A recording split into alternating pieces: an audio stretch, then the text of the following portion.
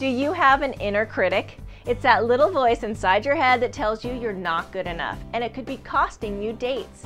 Hi, and thanks for checking in with MeetYourSweet.com. Today it's time to figure out how you can get rid of your inner critic. Here's what happens when you buy into the inner critic and start relying on external factors for your sense of attraction, self-worth, and validation. You become a powerless woman. And you probably know by now that powerlessness generally isn't at the top 10 list of things that quality guys find attractive. Here's an interesting fact for you. When it comes to the sort of attraction and the types of relationships that you attract into your life, what you believe to be true is the bottom line in terms of the reality that you create for yourself. This all comes down to quantum physics and the universal laws. Quantum physics, which is basically the study of the way the world works and what we're doing in it, states that everything in the world, you, me, literally everyone and everything, puts out a particular energy vibration. And that energy plays a big part in the types of people you attract into your life, because we're all attracted to energy that's similar to our own. Let me give you an example of how people's energy can affect reality. Have you ever noticed that when you're in the presence of someone who's really angry or upset, you find yourself turning into their mood and getting angry and upset yourself? Similarly, the same thing happens with someone who's really happy and energetic. You end up feeling really good about yourself. That's because you're picking up on their energy. It's a palpable thing. The same thing applies to you. How you feel about yourself dictates the energy or the vibrations that you put out there into the world. And that energy is the absolute source for your future relationships and happiness. This is a rule from quantum physics called the law of magnetism, which states that like attracts like. You get more of what you already believe. So if you're not comfortable with yourself, you're going to be limiting yourself to the kinds of relationships that mirror and add to your discomfort. And if you are comfortable and happy with yourself, you're going to attract people into your life who are going to add to that comfort and happiness. So it makes sense that if you've got an unhelpful inner critic, that little voice is going to be getting in the way of your relationship success in a major way. Here's what I suggest to get you out of the trap of your inner critic. Make the decision to figure out how your thoughts, behaviors, and self-talk may be sabotaging your inner sense of well-being and your ability to be comfortable in your own skin. Now, this might not sound like a radical new idea, but keep an open mind with me for just a few more moments and you'll see what I'm talking about.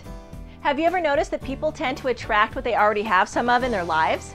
Successful people attract more success. You must have noticed that really wealthy people have no problems attracting more money their way. And it's the exact same thing for the emotions you feel and the relationships that you create. Here's what I mean. If you're a happy person, if you like and respect yourself, then you will attract people into your life who feel the same way about you.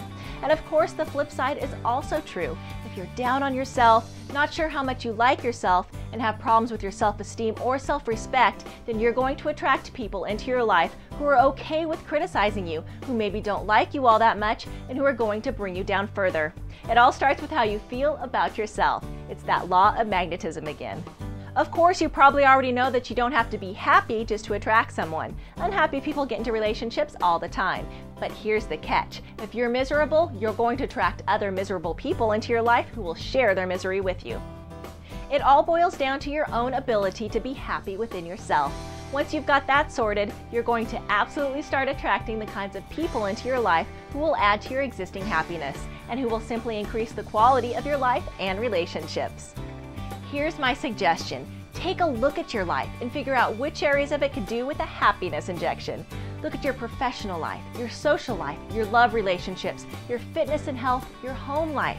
Think about how fulfilled you are in all of these areas. If there's somewhere that needs some work, think about how you could improve that area of your life and then take the steps to do so. If you start making dates with yourself to step up and take responsibility for making your own life great, you will straight away start to attract support from the universe in terms of the people you attract and the relationships you create.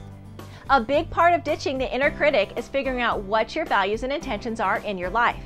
What sort of attitudes do you want to employ as you go through your life? What is the reality you want to create for yourself? Your intentions are what will create the life that you lead.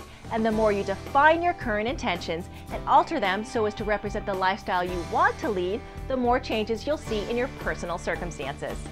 If you want to know exactly how to create the kind of attitude and intentions that will assist you in attracting the relationship and life of your dreams, then you should check out the Make Every Man Want You More course. You can find it online at MeetYourSweet.com/women. And thanks for checking in.